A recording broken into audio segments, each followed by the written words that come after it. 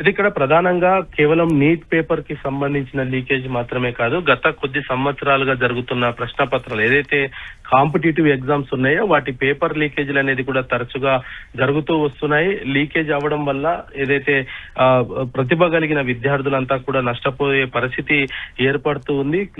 కేవలం ధనవంతులు మాత్రమే ఆ ప్రశ్న పత్రాలను కొనుగోలు చేసి వారు ర్యాంకులు పొందుతూ ఉద్యోగాలు సాధిస్తూ ఉండడంతో మరి ఇటువంటి వ్యవస్థనంతా కూడా పూర్తిగా ప్రక్షాళన చేయాలనేది కూడా ప్రధానంగా అయితే విద్యార్థులు కోరుతూ ఉన్న పరిస్థితి కనపడుతుంది. మరి దాంతో పాటు అంటే కేవలం నీట్ ఎగ్జామ్ మాత్రమే కాదు, ఇతర కాంపిటేటివ్ ఎగ్జామ్స్ కు సంబంధించి కావచ్చు, దానికి సంబంధించిన సిలబస్ సేకరణకు సంబంధించి, పరీక్షకు సంబంధించిన రుసుము, అప్లికేషన్ ఫామ్, వీటన్నిటికీ సంబంధించిన అంశాలపైన కూడా విద్యార్థులు కొన్ని కీలక డిమాండ్లు అయితే చేస్తూ ఉన్న పరిస్థితి కనపడుతుంది. విద్యా వ్యవస్థలో మార్పులకు సంబంధించి అంటే ఇటు కాంపిటేటివ్ ఎగ్జామ్స్ కావచ్చు, తాము చదువుకున్న దానికి ఇటు ఇన్స్టిట్యూట్స్ ఏ విధంగా లబ్ధి పొందుతున్నాయి, ఈ పేపర్స్ ను ఏ విధంగా కొనుగోలు చేస్తున్నాయి, వీటన్నిటిని అరికట్టేందుకు ఒక పక్కా ప్రణాళికతోటి ఒక కమిటీ కానీ లేదంటే ఒక రూపకల్పన అంటే దానికి సంబంధించిన గైడ్ లైన్స్ ని కేంద్రం విడుదల చేయాలి అనేది కూడా ప్రధానంగా అయితే విద్యార్థులు డిమాండ్ చేస్తూ ఉన్నారు. ఒకసారి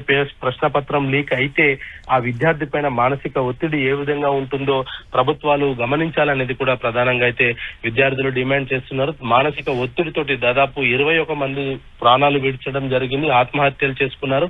ఆ ఆత్మహత్యలకు బాధ్యుని ఎవరిని చేస్తున్నారో కూడా తమకు తెలియచేయాలంటూ కూడా విద్యార్థులు అయితే ప్రధానంగా డిమాండ్ చేస్తూ ఉన్న పరిస్థితి ఉంది. 21 మంది మరణాలను కూడా కేంద్ర ప్రభుత్వం కదిలించలేకపోయింది అంటే ఇక కేంద్రంతో మాట్లాడాల్సిన అవసరం లేదు, ఖచ్చితమైన ధర్నాలు చేయాల్సిందే అనేది కూడా ఈ రోజు ఇటు సిజేపీ కార్యకర్తలు అయితే మాట్లాడుకుంటున్న పరిస్థితి కనపడుతుంది. మరి పార్లమెంట్ సెషన్స్ ఒకవైపు కొనసాగుతుండడము, వివిఐపి రూటింగ్ అంతా కూడా ఢిల్లీలోనే ఉండడము, దేశవ్యాప్తంగా ఉన్న ఎంపీలంతా కూడా ఇటు ఢిల్లీలో ఉన్న నేపథ్యంలో పూర్తి స్థాయిలో బారికేడ్లను ఏర్పాటు చేసి ఇటు ట్రాఫిక్ అంతా కూడా నియంత్రించడంతో ఉదయం నుంచి వాహనదారులు అయితే ఇబ్బంది పడుతూ ఉన్నారు.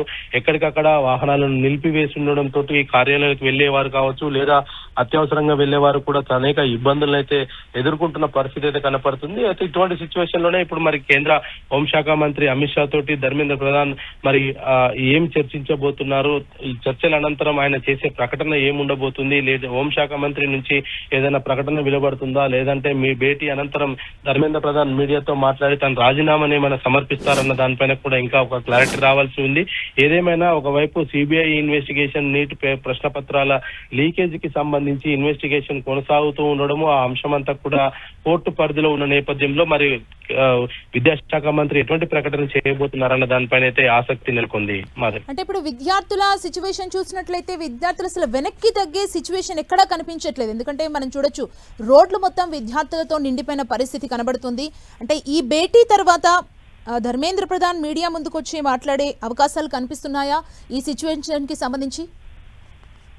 అయితే విద్యార్థులు మాత్రం ఈ అంశంలో చాలా పట్టుదలతోటి ఉన్నారనేది చెప్పొచ్చు. ఎందుకంటే గతంలో విద్యార్థులకు ఇచ్చిన హామీలకు సంబంధించి కావచ్చు, ఆ సందర్భంలో ఇటు కేంద్ర ప్రభుత్వం వ్యవహరించిన తీరు కావచ్చు, వాటిపైన నమ్మకం లేదు అనేది కూడా విద్యార్థులు అయితే ప్రధానంగా చెప్తూ ఉన్నారు. అయితే ఇది కేవలం ఒకరోజు ర్యాలీగానే జరుగుతుందనేది మాత్రం ఎక్కడ కూడా కనపడట్లేదు. ఒకవేళ స్పష్టమైన హామీ రాకపోతే ప్రతిరోజు కూడా పార్లమెంటు జరిగినన్ని రోజులు కూడా వీళ్ళు ఇదే విధమైన చలో సంసద్ అనే కార్యక్రమం తోటి ప్రతిరోజు కూడా వెళ్లే అవకాశాలు ఉన్న నేపథ్యంలో ఈ రోజు ఏదైనా ప్రకటన కానీ లేదా కేంద్రం నుంచి ఒక స్పష్టమైన హామీ కానీ వస్తే ఈ యొక్క దీక్ష ఏదైతే ఈ ర్యాలీ కానీ లేదా అక్కడ జరుగుతున్న ధర్నాకు సంబంధించి కూడా పూర్తిగా నిలిచిపోయే అవకాశాలు కనపడుతున్నాయి. కానీ ప్రస్తుతం కేంద్రం ఏం చేస్తుంది, ఏం నిర్ణయం తీసుకోబోతున్న దానిపైనే ఇటు విద్యార్థులతో పాటు ప్రతి ఒక్కరు కూడా ఎదురు చూస్తున్న పరిస్థితి అయితే కనపడుతుంది.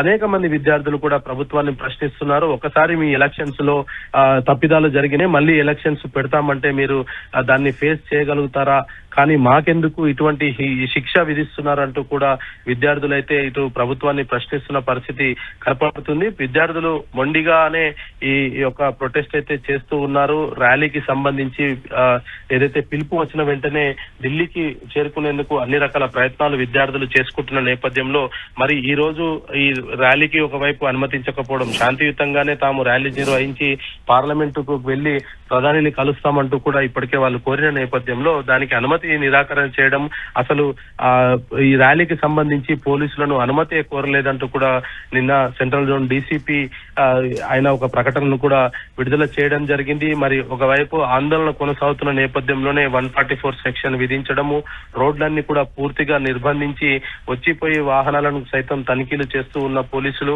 మరి ఇటువంటి సిచ్యువేషన్స్ లో మరి కేంద్ర హోంశాఖ మంత్రితోటి ధర్మేంద్ర ప్రధాన్ భేటీ అవడము, ఆ తర్వాత మరి ఏదైనా కీలక ప్రకటన వచ్చే అవకాశాలు అయితే కనపడుతున్నాయి. గత కొద్ది రోజులుగా విద్యార్థులంతా కూడా ఒకే డిమాండ్ చేస్తున్నారు. విద్యా వ్యవస్థలో మార్పులు జరగాల్సిందే. ఈ కాంపిటేటివ్ ఎగ్జామ్స్ కి సంబంధించి కావచ్చు, లేదా ప్రతి చిన్న ఎగ్జామ్ పేపర్ లీకేజ్ కి సంబంధించి దాన్ని అరికట్టేందుకు ఒక కమిటీని కానీ లేదా ఒక విధానాన్ని ఏర్పాటు చేసేందుకు కేంద్రం ముందుకు వస్తే గనక తమ ఆందోళన విరమింపజేస్తామంటూ కూడా విద్యార్థులు కోరుతున్న నేపథ్యంలో మరి ఈ రోజు ఈ భేటీ అనంతరం ఏదైనా ప్రకటన వెలువడుతుందా అనేది కూడా ఎదురు చూడాల్సిన పరిస్థితి అయితే ఏర్పడింది. మొత్తానికి సీజేపీ కార్యకర్తలంతా కూడా ఇటు ఢిల్లీలో ప్రతి వీధి నుంచి కూడా వారు పార్లమెంట్ కు వెళ్లే ప్రయత్నం చేస్తూ ఉండడము, వారిని అడ్డుకునేందుకు పోలీసులు బ్యారికేడ్స్ ను ఏర్పాటు చేసి ఎక్కడికక్కడ లాఠీ చార్జీలు చేస్తూ వాళ్ళందరినీ కూడా చెదరగొట్టే ప్రయత్నం చేస్తూ ఉండడం తోటి దేశ రాజధాని హీటెక్కిన పరిస్థితి అయితే కనపడుతుంది. Thank you Gopi.